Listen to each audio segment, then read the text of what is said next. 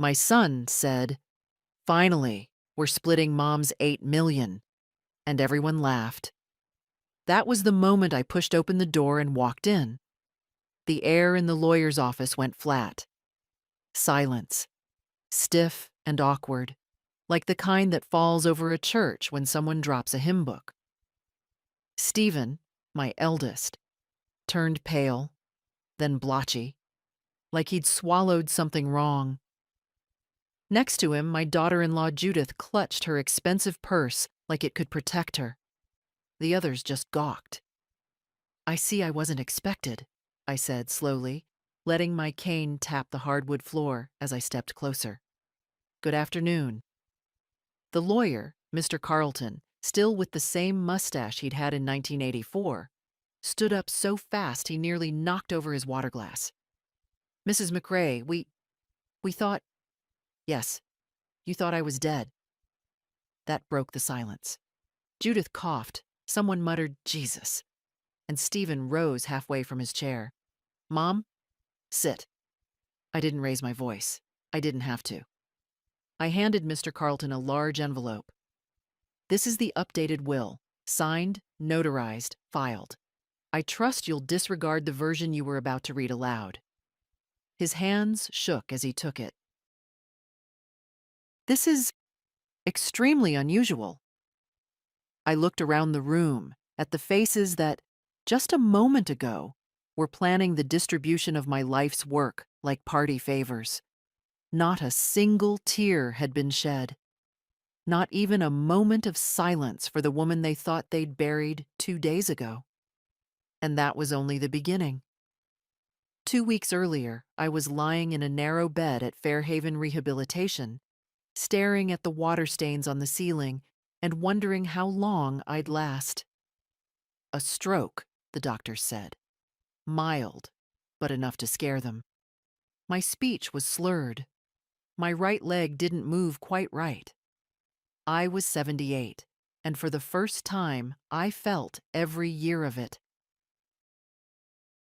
Stephen had nodded solemnly by my bedside that day, told the staff he'd take care of everything. "Get some rest, Mom," he'd said. "Don't worry about a thing." I didn't. Not at first. I thought I had time. I thought I had family. But it was the nurse, Delia, a sharp-eyed woman with soft hands, who gave me the first hint. One morning, while adjusting my pillows, she said, "Your son's been calling a lot. Not asking how you are. Just logistics. Real estate stuff. You must have a nice house." Something inside me clicked. That afternoon, I asked for my bag, the one they'd left in the closet. My phone was still in it, untouched. So were my bank cards. But my key ring was missing. No house key, no safe key, nothing. I asked Delia to lock the door. Then I called Carlton.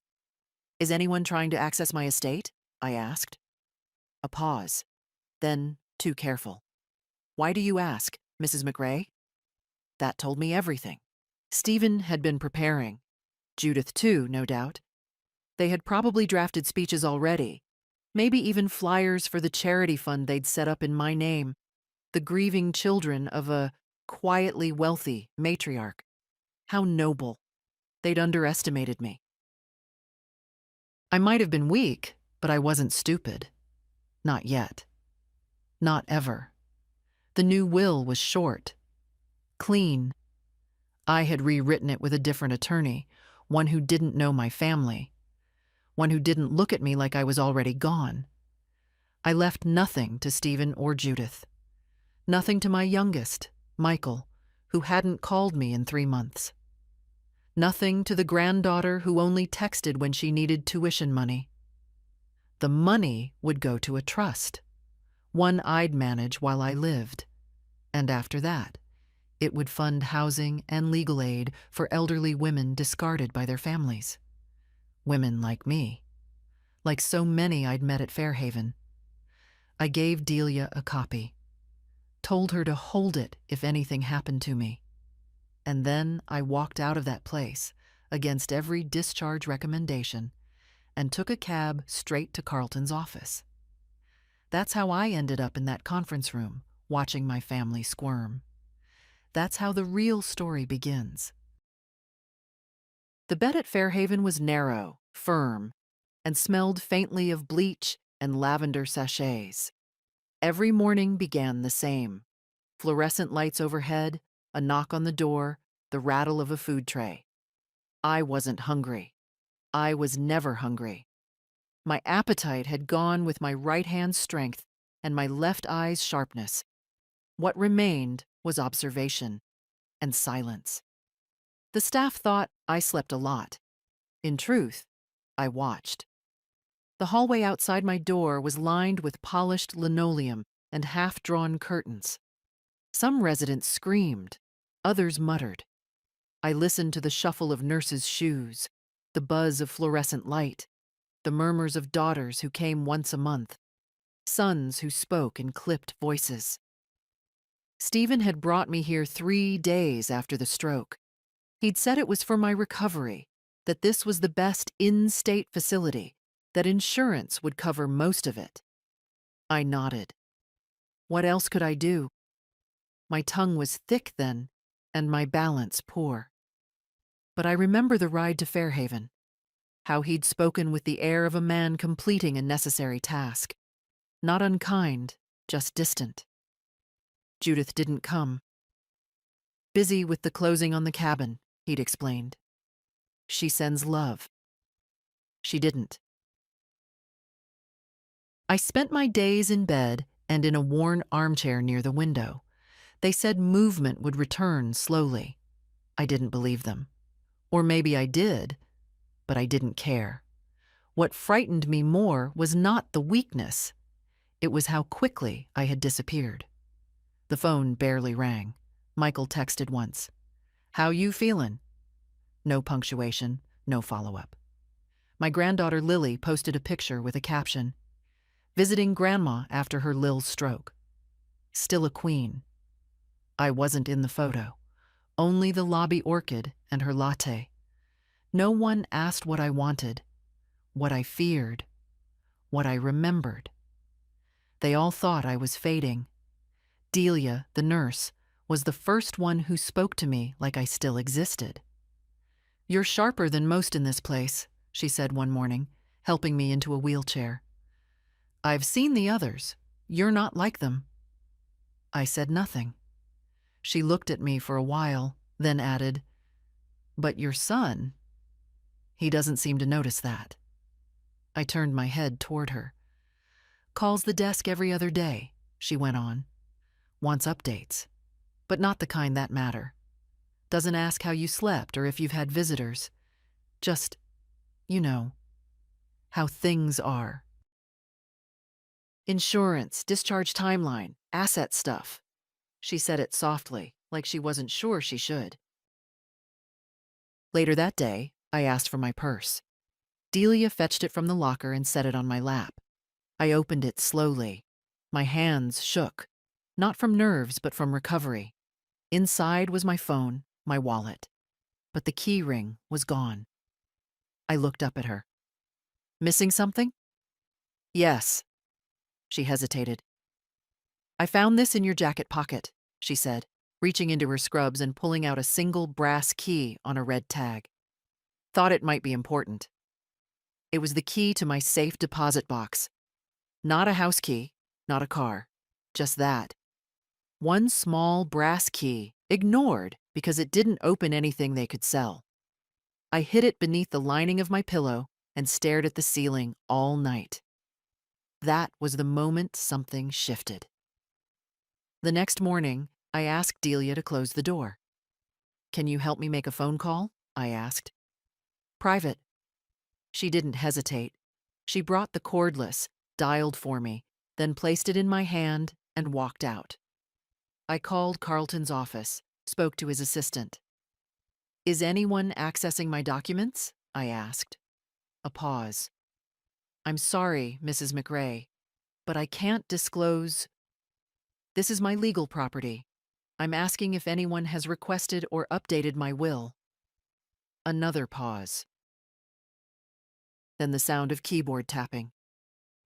I see there was a request last Friday. Your son requested a certified copy of the last executed will. It was sent to his email. I said thank you and hung up. That evening, I made another call, not to Carlton, to a name Delia gave me, a younger lawyer, someone outside the family's network. I want to draft a new will, I said. Immediately, quietly. She didn't ask why, just gave me an address and said, I'll come to you. I spent the night making lists, not of assets, but of people who had loved me, who had used me, who had visited me in the hospital when I broke my hip 10 years ago, who had laughed when I mixed up their birthdays, who had remembered me at all, and who hadn't. By morning, I was ready. Not out of vengeance. I don't believe in revenge, but out of clarity. Out of the ache that comes when you realize you raised children who see you as a wallet with a heartbeat. Let them laugh about my money. Let them think I'm done. I was just getting started. Mornings at Fairhaven had a rhythm, and once I learned it, I started using it. The early rounds, the medication cart, the soft hum of the breakfast TV in the lounge. The staff thought I was just another fading mind in a chair. Good. Let them think that.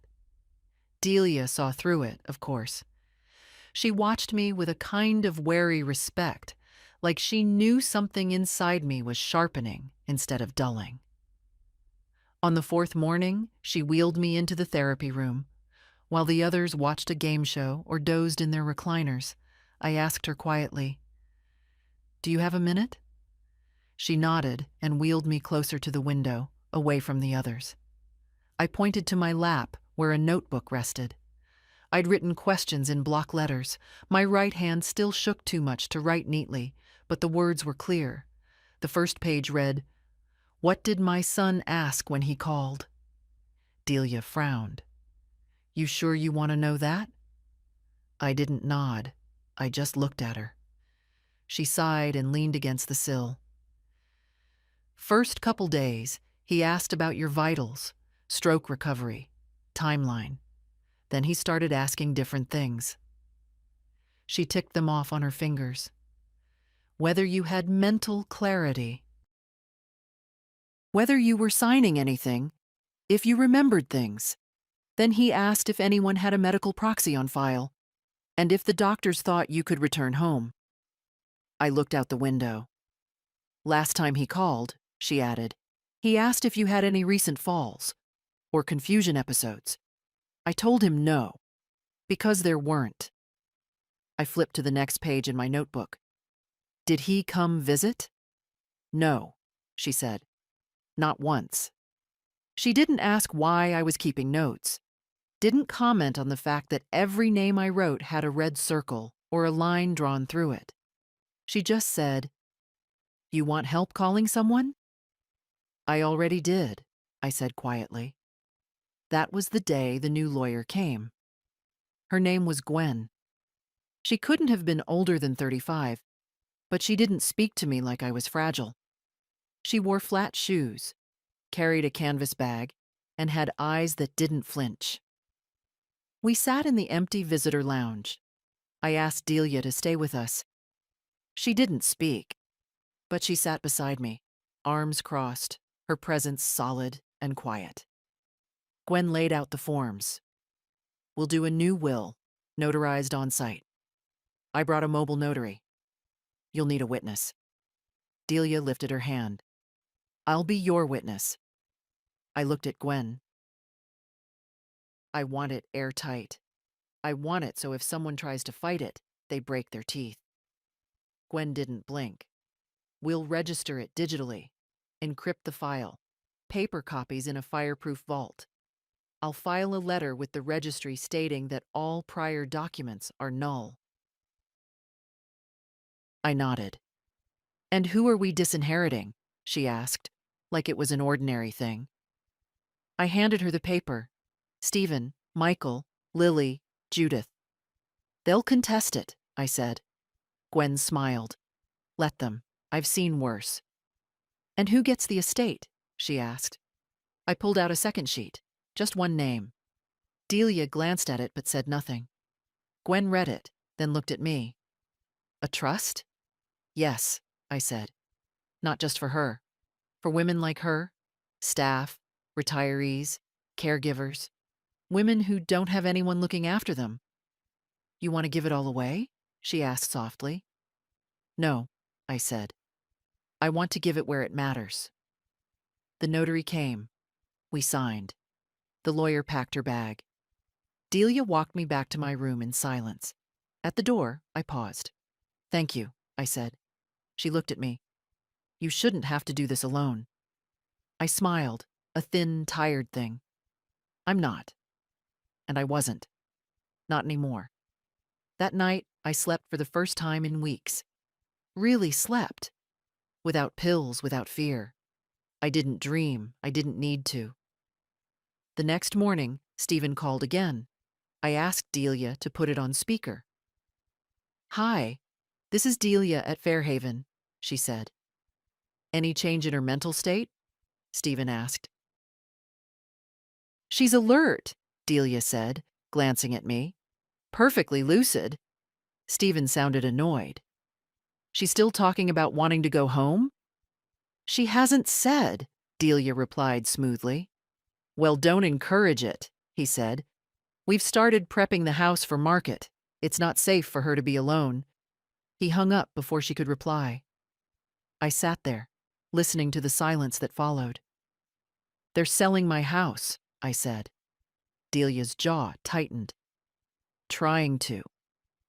That afternoon, I called Gwen again. I need to leave Fairhaven, I said. I need to walk into that room and be the ghost they didn't expect. She said nothing for a moment. Then, when? I looked at the calendar. 1 week, I said. Let them get comfortable. I closed the call and picked up my notebook. There was still one last entry to write. The letter arrived folded in thirds, in a white envelope with no return address. It had the stale scent of something handled too many times. Delia brought it to me during lunch, sliding it under my tray with a quiet, "This came for you." I knew the handwriting before I even unfolded it. Carlton's assistant. Sharp, small, cursive. It was a courtesy copy. A summary of the estate documents Stephen had requested. 5 pages. A breakdown of assets, properties, account balances, all titled under Estate of Yvonne A. McRae, Preliminary Inheritance Planning. My name, as if I were already dead. I read it slowly. Page 1 listed the house, appraised at $1.7 million to page 2. 3 accounts, totaling just under $6 million. Page 3, trust investments, holdings, dividends. Page 4, a footnote indicating Stephen and Michael had both signed preliminary waivers for legal proceedings, contingent upon maternal incapacity or death. They had prepared the ground, carefully, quietly, like good heirs with expensive lawyers. I turned to the last page. Notes in the margin. Probate likely uncontested. She lacks capacity. I sat very still. That last sentence wasn't just careless, it was cruel. As if my mind, my memories, my will had already evaporated. Delia stood beside me, watching my hands. You okay? I looked up. Do you know what probate means? She nodded. I do. I smiled thinly. Then you know I'm not going through it. That afternoon, I asked Delia for my gray coat and the bag I'd hidden behind the dresser, the one with my checkbook, passport, and the final copy of my new will. I need to go home, I told her. Just for a visit. She raised an eyebrow. You sure you're ready? I looked down at my hands. They were steadier now. I could walk, slowly, with the cane. My speech was back. My voice felt like mine again. I'm not sure I was ever gone. She drove me herself. I hadn't been back to the house since the stroke. It looked different. The front hedges were trimmed too short, the roses gone. A security sign I didn't recognize stood in the yard. "Looks like a flip," Delia murmured. "I used my old key, the one they didn't know I had." The door opened. The air inside was sharp, unfamiliar. Judith's perfume, lemon cleaner, something metallic. The furniture had changed. My velvet chair was gone. So was the blue china from the sideboard. In their place, sleek grays, brushed chrome, cold glass. It wasn't my house anymore. Not really. We didn't linger. Delia walked with me down the hall to what used to be my bedroom. The bed had been stripped, boxes stacked in the corner. I saw a label on one, "Estate items to review." Another, "Donation or discard." I stared at it for a long time. On the nightstand, my mother's photograph still sat. Somehow they hadn't thrown that out yet. I picked it up, wiped the dust off the glass. Delia said nothing. She waited. Finally, I turned to her. "We're done here." She helped me out to the car. We didn't speak again until we reached Fairhaven. At my room, she asked, "You want me to bring anything from the house?" I shook my head. "They can keep the furniture, but I want that file box, in the attic closet, the one marked legal." She nodded. "I'll get it." I sat in my chair by the window that night, watching the lights flicker in the hallway. Carlton's assistant thought I lacked capacity. My son thought I was safely tucked away. But I wasn't done. They were planning the will reading, and I was planning my entrance. Before they called it an estate, it was just a laundromat on 6th and Clover. One washing machine, 2 dryers, and a cash box I slept with under my bed. That was in 1973. Stephen was 8, Michael still in diapers. My husband, Ray, had just been laid off from the steel plant, and the severance pay was gone within 2 months. We had $300 left.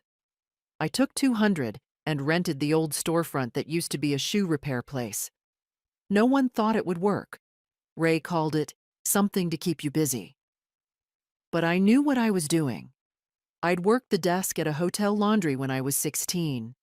I knew people always needed clean clothes, especially when they didn't have time to do it themselves. The first 2 years, I worked 16-hour days. I lost weight, missed recitals, burned every dinner I tried to make. I learned how to repair a broken belt on a coin-operated washer using nothing but a butter knife and prayer. Ray eventually went back to work, and then, a year later, he didn't come home from it. A heart attack behind the wheel. Dead before the ambulance arrived. The morning after the funeral, I opened the laundromat at 6 a.m. like always. Stephen sat behind the counter that day, legs swinging off the stool. "Are we still poor now?" he asked. "No," I told him. "We're busy." Busy was how I survived. By the time Stephen graduated high school, I had opened a second location, then a third. I bought washers in bulk from a closing factory upstate, hauled them myself in a rented truck because no one wanted to give a middle-aged widow a business loan. People assumed Ray had left me money. He hadn't. People assumed my sons helped. They didn't. Not because they were bad, just because I never asked them to. I believed, foolishly, that if I handled the money, they would handle the love. Instead, I raised 2 men who believed success was effortless because I made it look that way. By the time I turned 60, I had a chain of 6 laundromats, and they weren't glamorous, just clean, reliable, affordable. They made me $700,000 a year, and no one knew it but my accountant. The boys never asked. They saw the house, the car, the birthday checks, but they never asked where it came from. Stephen assumed Ray's insurance had been generous. Michael once said, "It must be nice to sit on all that from Dad's work." I didn't correct them. It's strange how pride twists itself, how it can become silence. The hardest part wasn't the work, it was the holidays. Watching Judith open a necklace I'd paid for while thanking Stephen. Listening to Michael talk about legacy as if the money had grown on some family tree. One Christmas, I offered to pay Lily's first year of college tuition. Stephen said, "That's generous, Mom, but let's make it anonymous. We don't want her confused about where the support's coming from." I smiled, said nothing. That was the beginning of my disappearance. Quiet, polite, convenient. Until now. Now they would remember where the money came from, where the effort lived, where the legacy truly began, not in a bank account. In a back room with lint in the corners, coin rolls stacked in a drawer, and a woman who never stopped moving. Ray had hands that were always warm. That's what I remember first. Not his voice, not his laugh, his hands. The way they felt against my back when we danced at county fairs. The way they held our boys after their first fevers. The way they didn't tremble, even when he knew the layoff was coming. We met at a church picnic in 1959. I was 21, he was 26, and already working the plant lines. He brought me lemonade, said my dress was the color of peaches, and asked if I wanted to leave early. I didn't, but I said yes anyway. We married 6 months later. He wasn't poetic, but he was loyal. He fixed everything: leaky pipes, broken strollers, squeaky doors.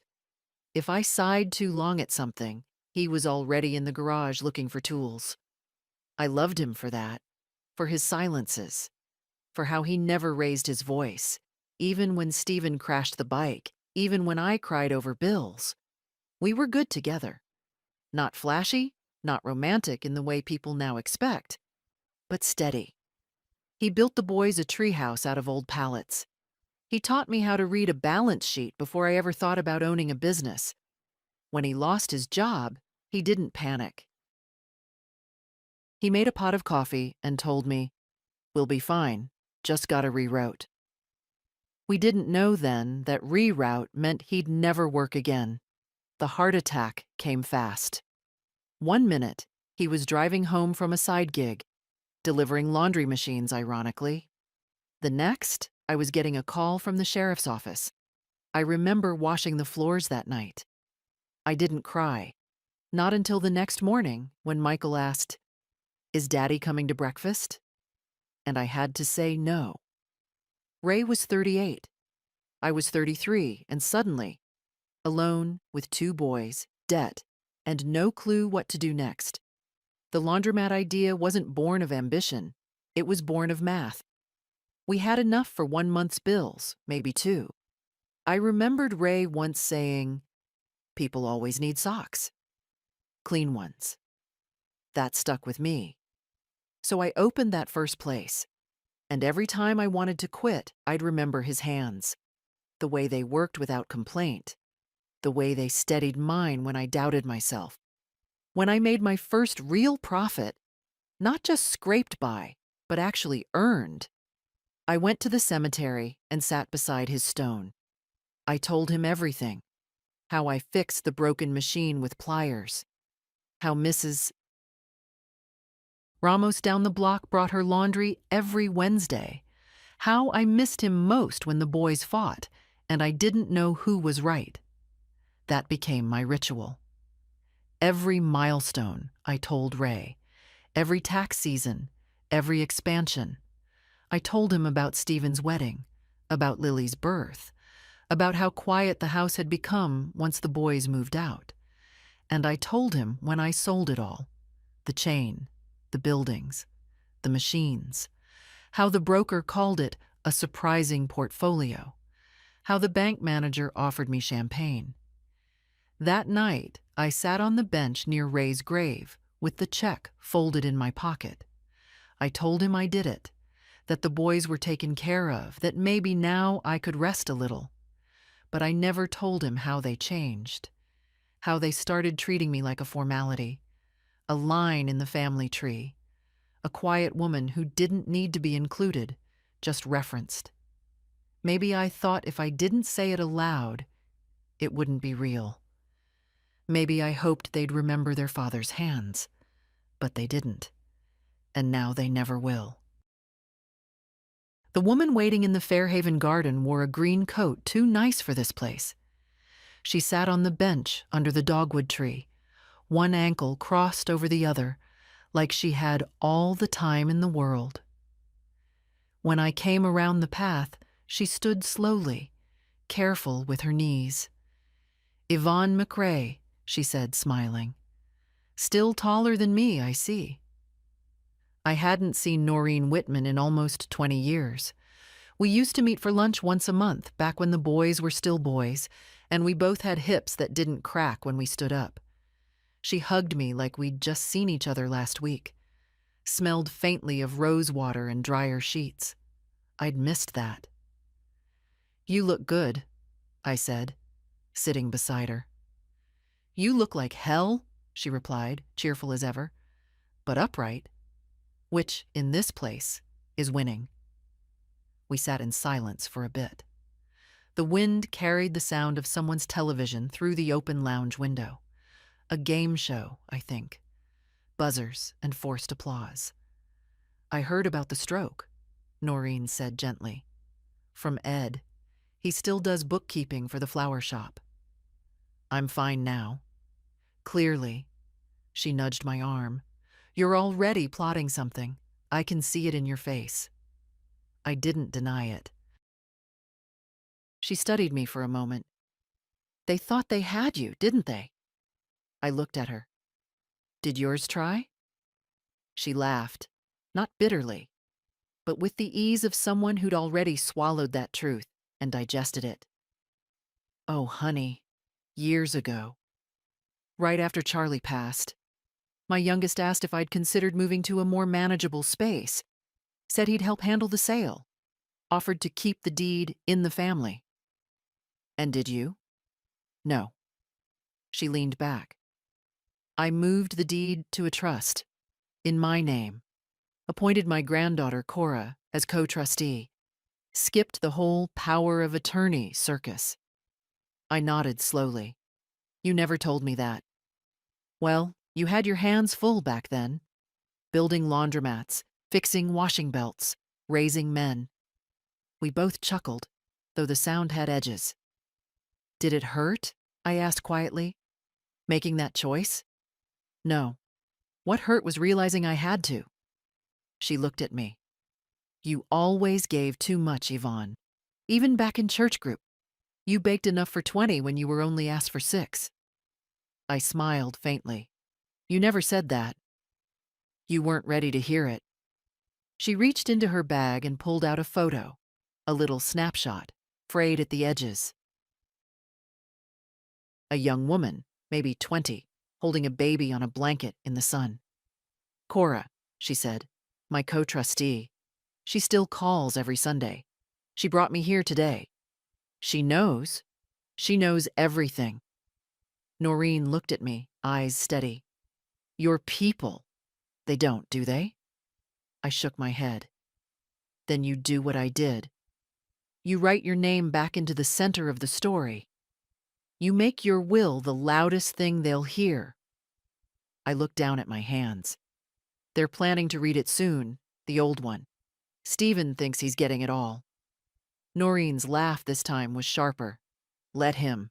Let him wear a new suit. Let them all bring their greedy little ears. And then? And then you walk in silence. Let them feel the ground shift." We sat there a while longer, 2 old women under a tree, watching the wind scatter petals across the walkway. The quiet had a kind of grace to it. Before she left, Noreen kissed my cheek and said, "They forgot who you were.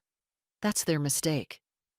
It was, and soon they'd remember. Gwen arrived early. Too early for most lawyers, but right on time for someone who understood what urgency really meant. She carried no briefcase this time, just a slim folder, her phone, and that calm, even voice that never once slid into pity. We sat in the visitor's room again.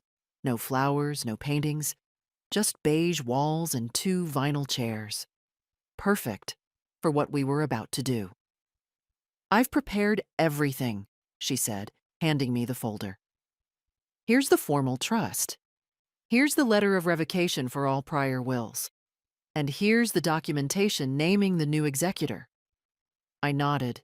My fingers brushed the signature lines. "The trust is named the McRae Foundation for Dignity in Aging," she added. "Is that still what you want?" "Yes." "Primary beneficiary is the trust itself. Secondary, if the trust dissolves, is Delia Whitaker." I smiled. "Exactly." She watched me sign each page with slow, careful strokes. My hand wasn't perfect yet. The letters leaned, the lines wobbled. But they were mine. The signature at the bottom of every page was not forged, not assisted. No one could question my intent. "Do you want to leave a statement?" she asked when we were done. "Something to be read with the will?" "No," I said. "Let the silence be the statement." Gwen didn't smile often, but she did then. Before she left, she passed me a final envelope. "Here's your official copy. I'll file the rest. Legally, it's ironclad. They can contest all they like, but they won't win." I took the envelope in both hands, then looked up at her. "Will it make them hate me?" She tilted her head. "If they do, they already did. They were just quiet about it." That stayed with me. The rest of the week I prepared quietly. Delia brought me clothes from the dry cleaner, my navy dress, the one with the high collar and the soft shoulders, low black shoes, a pair of small pearl earrings I hadn't worn since Stephen's wedding, back when Judith still called me Mom, not her. We practiced walking across the hall, down the garden path. I didn't rush. I didn't need to. I was not there to make an entrance. I was there to remind them I existed. "Sure you want to do this?" Delia asked the night before. I sat in the armchair, looking at my reflection in the window. They held a funeral in their minds. This isn't revenge. It's resurrection. She didn't reply, but her eyes softened. The morning of the reading, Delia drove me. I sat in the passenger seat with the envelope in my lap, unopened. I didn't need to read it again. I knew what it said. Every clause, every condition. I had written it not in haste, but in clarity. The lawyer's office was in a glass building, too modern for its own good. Polished floors, wide windows, artificial plants. Carlton's assistant looked up as we entered and went pale. "Mrs. McRae." "I have an appointment," I said, stepping forward. My cane tapped once, then again, steady as a metronome. "They're already inside." "Good." I looked at Delia. She nodded once. "I'll wait outside." "No, come in with me." She blinked. "You sure?" "Yes. You're the only one who deserves to hear this." We walked through the door together, just as Stephen said the words I'd waited 2 weeks to hear. "Finally, we're splitting Mom's $8 million." I stepped inside, and the room forgot how to breathe. Carlton stood as I entered, nearly knocking over a stack of folders in his rush. "Mrs. McRae?" he breathed, as if I were a ghost stepping out of his past. We didn't know." "No, you didn't," I said. My voice was clear, steady, and softer than I intended. But in that room, even a whisper would have carried. Stephen was frozen halfway to standing. Judith clutched her pearls like someone had set off a fire alarm. Michael blinked, then looked behind me, as if hoping I was a hallucination followed by a nurse with a chart. Only Lily spoke. "Grandma?" "Hello, Lily," I said, not unkindly. No one else moved. I turned to Carlton and extended the envelope. You were about to read an outdated document. This is the current one. He hesitated. Signed, notarized, witnessed, filed, I added. Legally sound. Would you like to verify? Yes, of course. He took it with shaking hands, sat down slowly, and scanned the first page. The color drained from his face before he'd even hit the second clause. Judith found her voice first. Wait, what is this? Carlton looked at her, then at Stephen.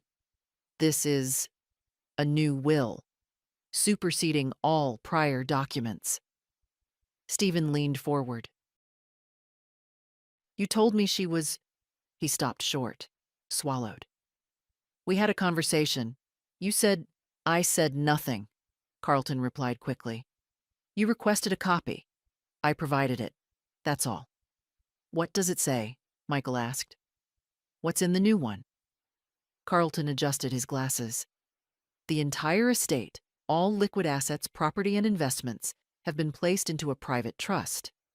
The trust is designed to fund a nonprofit foundation. A what? Judith snapped. Dedicated to supporting elderly women in transitional care? Carlton finished. The silence that followed was long and sharp. You're joking, Stephen said. I finally stepped fully into the room, the cane clicking against the tile. Does this look like a joke, Stephen? He stood. You can't do this. I already did. You're not thinking clearly, Judith chimed in. This is elder manipulation. Someone got to you. Who put you up to this? Was it a nurse? One of those... Careful, I said. Just that. Nothing more. Carlton cleared his throat. The will includes a statement of mental capacity signed by 2 physicians, dates, signatures, evaluations. There is no indication of coercion. All legal standards have been met. You lied to us, Michael said suddenly, as if the words surprised even him. You let us think. No, I interrupted. You decided what you wanted to believe. You heard stroke and thought, finish line. You saw my silence and mistook it for permission. You started the division of a life before it had ended. But we're your family, Judith's voice cracked. You can't just give it all away to strangers. I looked at her. I gave it away to people who won't forget I'm still breathing. Stephen's voice was low now, dangerous in its restraint. What about us? What are we supposed to do? I met his gaze. Adapt. Like I did when your father died. Like I did when none of you came to the hospital. Like I did when you began to speak of me in past tense. You don't understand, he snapped. We had plans. Lily's college, the cabin, retirement. None of that was mine to plan, I said. And yet, somehow, you did. Lily hadn't moved. She looked at me quietly, the only one not burning with indignation. I softened my voice. You're in the trust's care plan, Lily. Tuition included. You're the only one who called. Her eyes welled up, but she nodded without speaking. Stephen gripped the edge of the table. You're punishing us. No, I said. I'm remembering myself. And with that, I turned and walked out. Delia stood in the hallway, waiting. She didn't ask what had happened.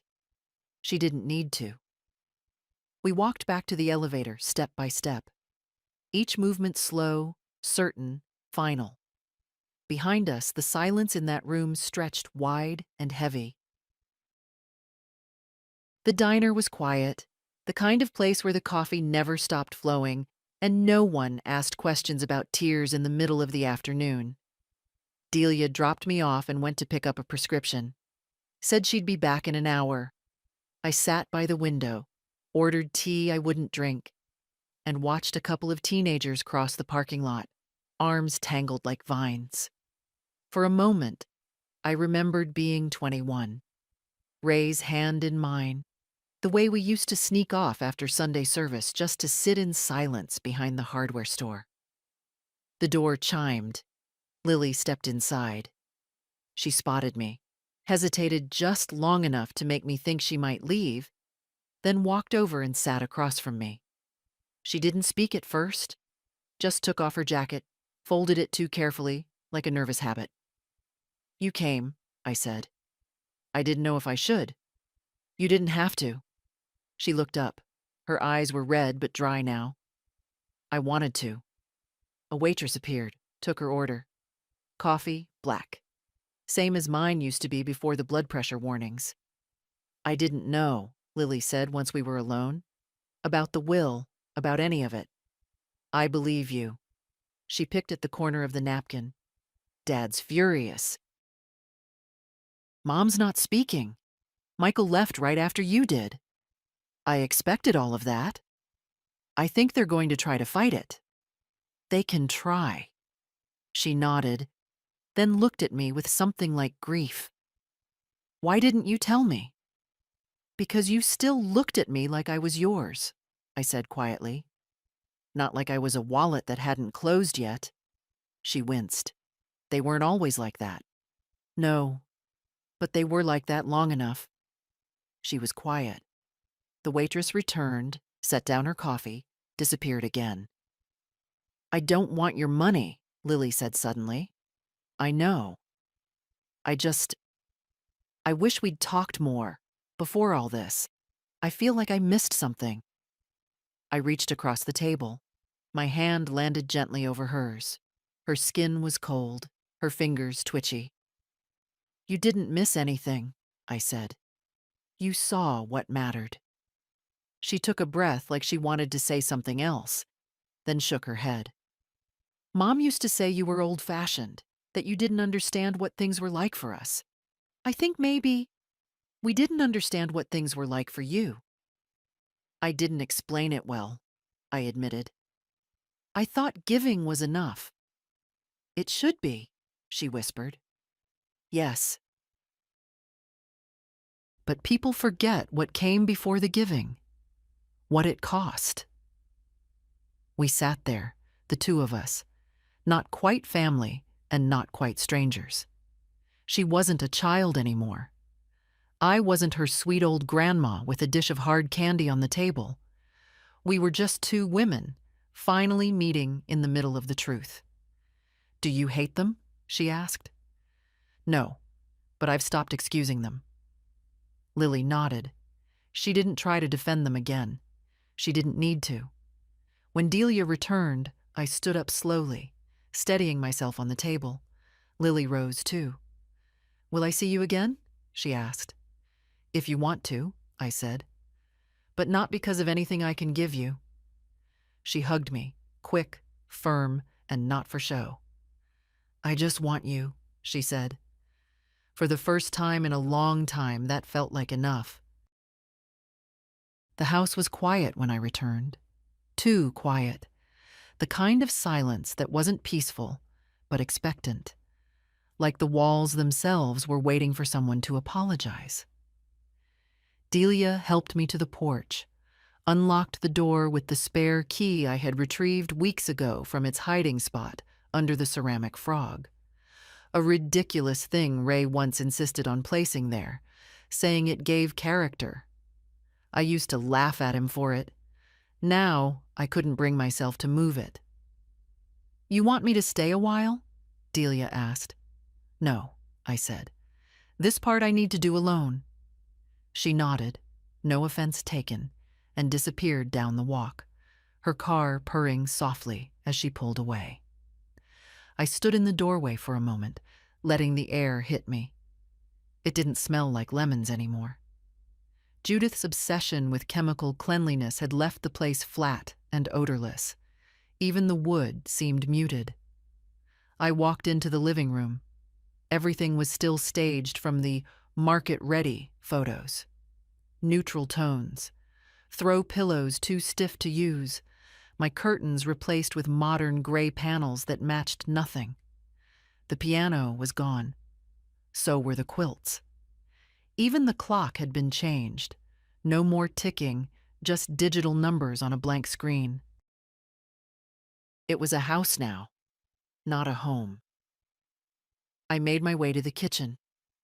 The chair I always sat in, my chair, was missing. They'd probably thrown it out, thinking no one would want something with that many years in its cushions. I leaned against the counter, closed my eyes, and suddenly I was back. Ray standing by the stove, trying to make pancakes and burning every single one. Stephen at 10, dragging in a science project with string and baking soda. Michael with his knees scraped, asking for a kiss to fix it. Christmas mornings with ribbon tangled in the table legs.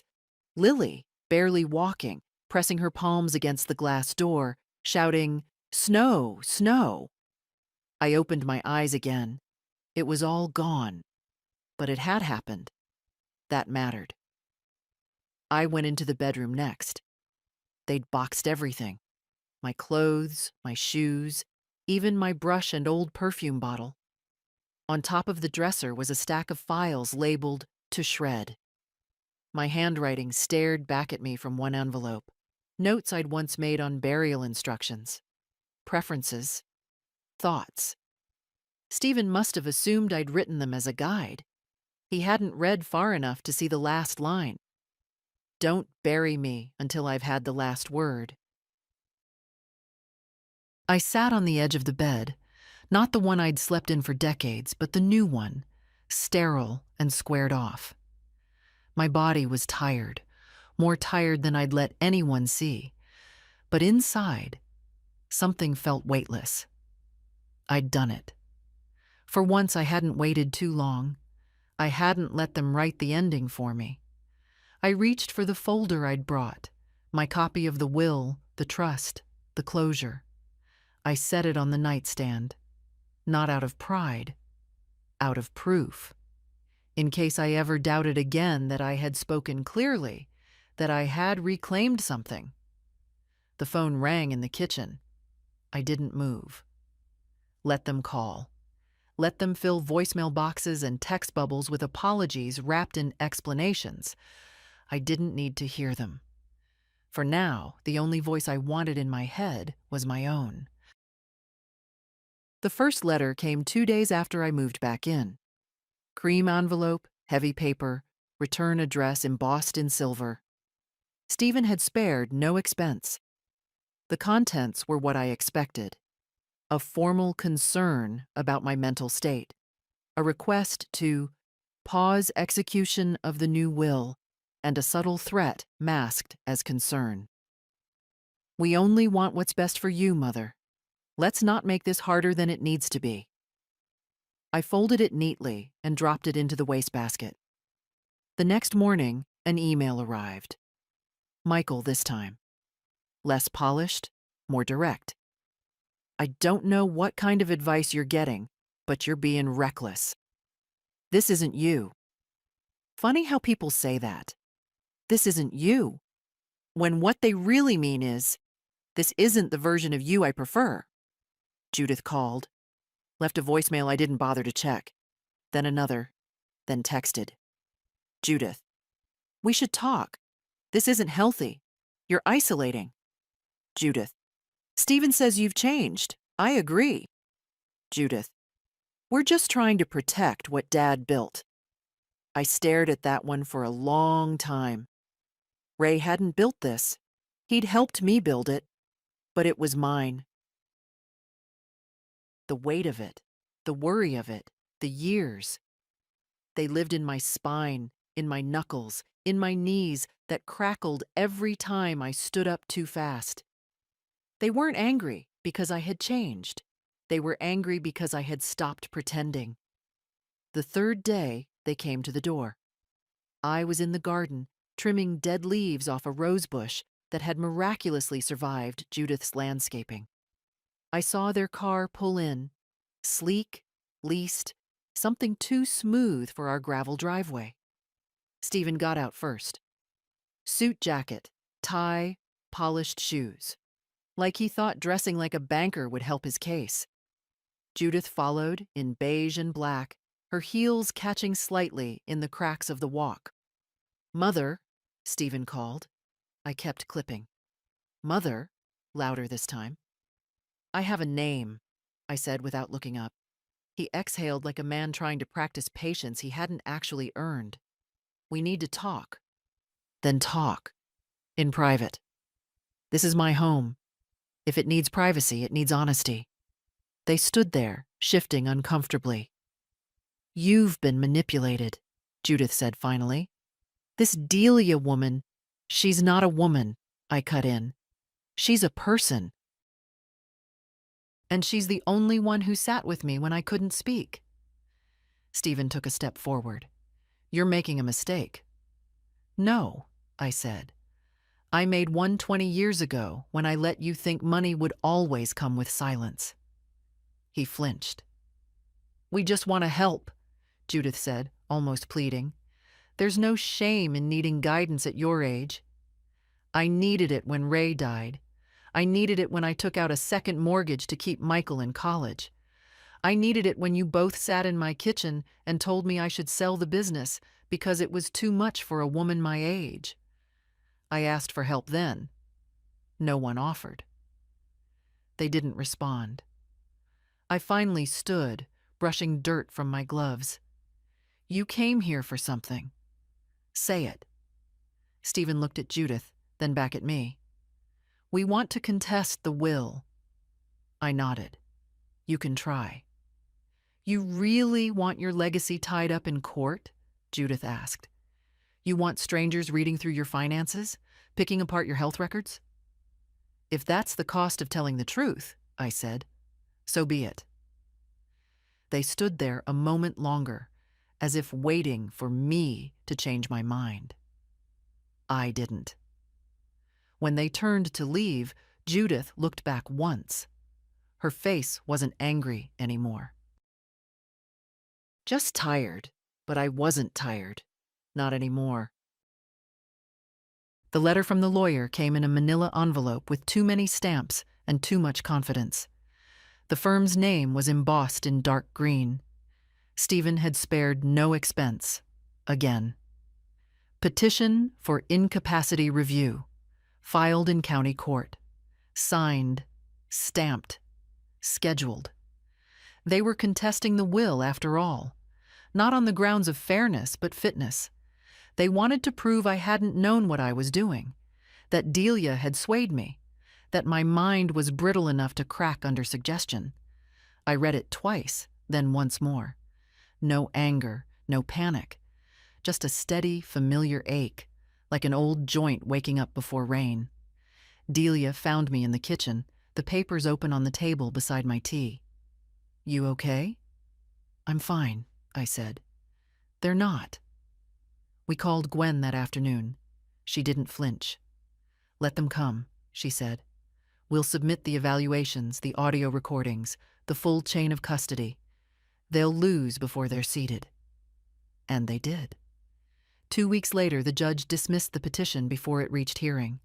The documents were clear, the medical statements strong, the will airtight.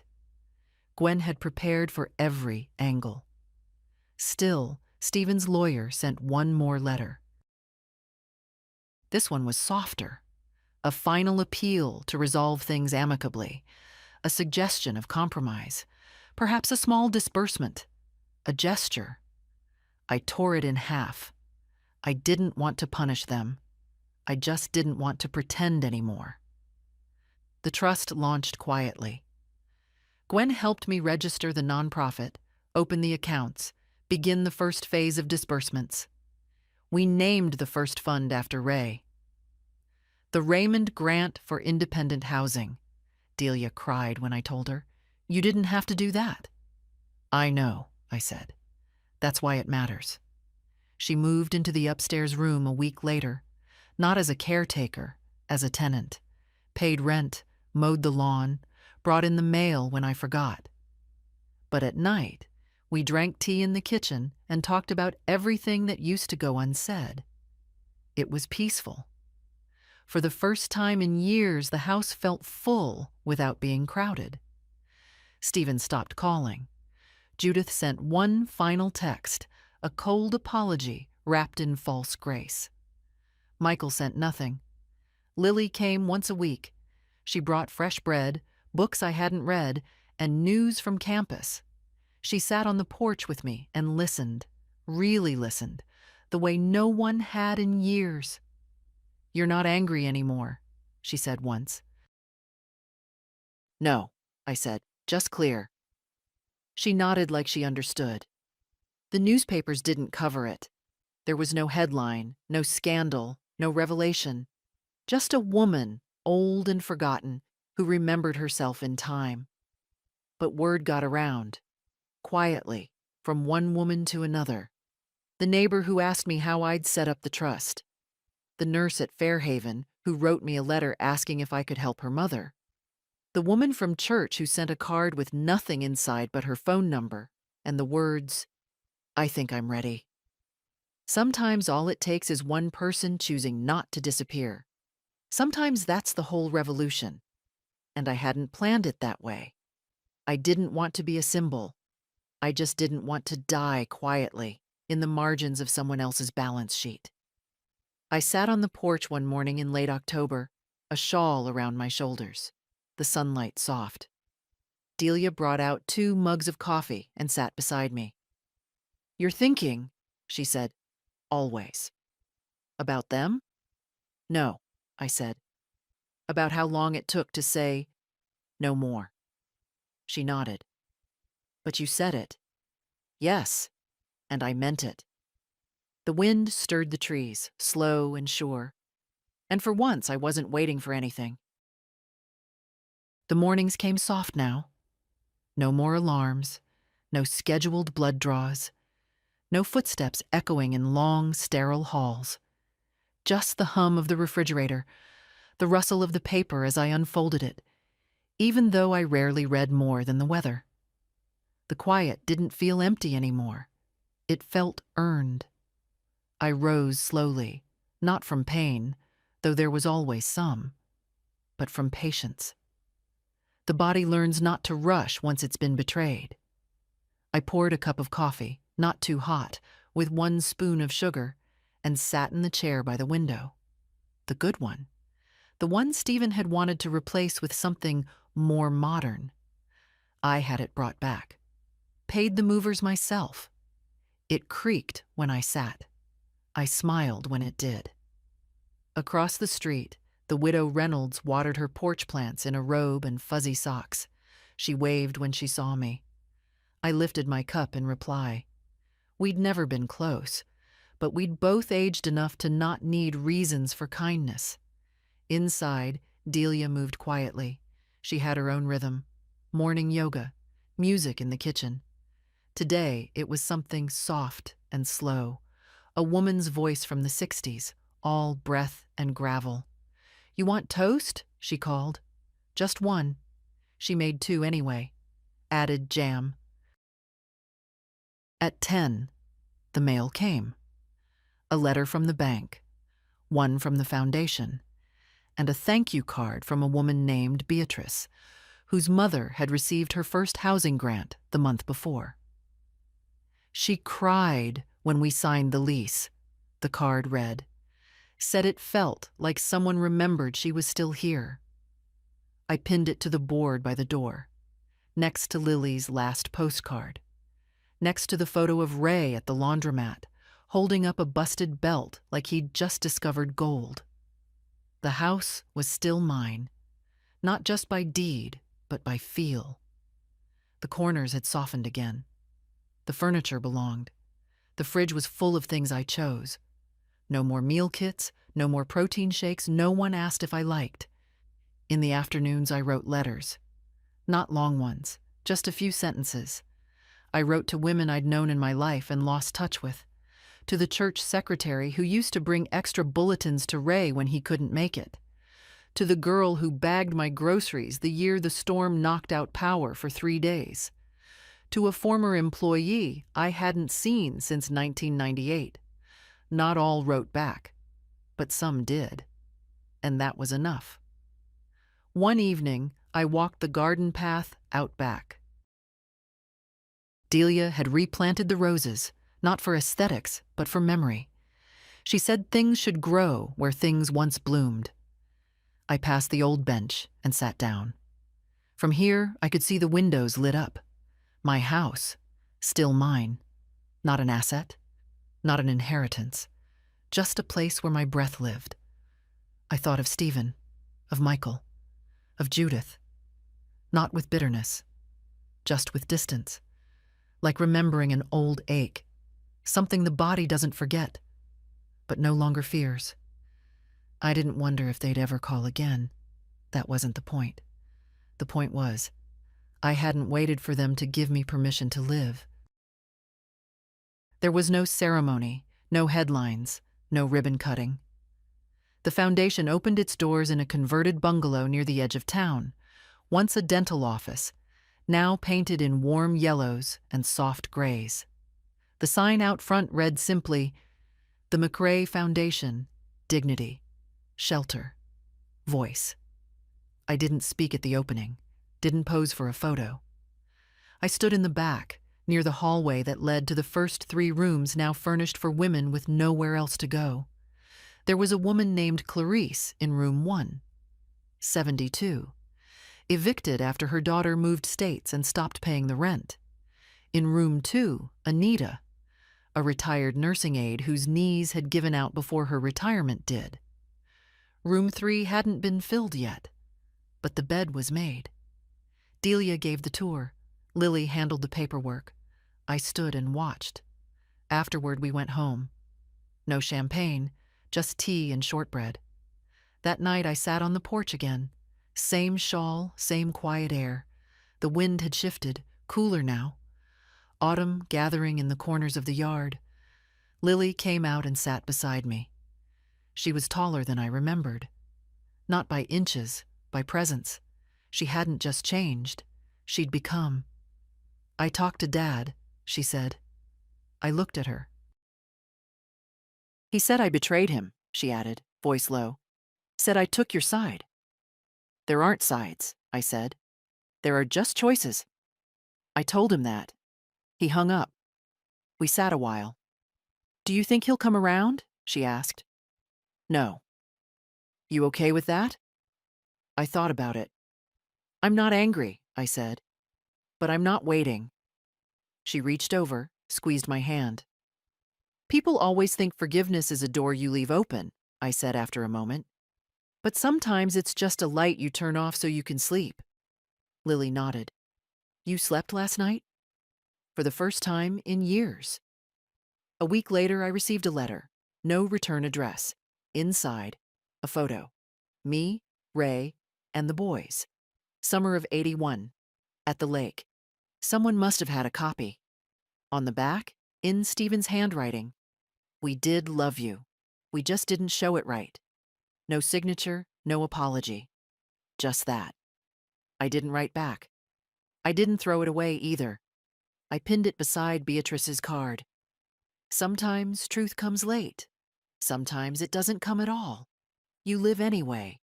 You rebuild. Quietly. Fully. If you're reading this, and you're a daughter, or a mother, or someone who's ever been told to wait quietly while others decide what's best for you, I'll tell you what no one told me soon enough. You are not a placeholder. You are not an asset. And you do not owe your silence in exchange for being tolerated. Your voice is not too late. Your memory is not expired. Your power does not need permission. Tell your story. And if you already have, tell it louder.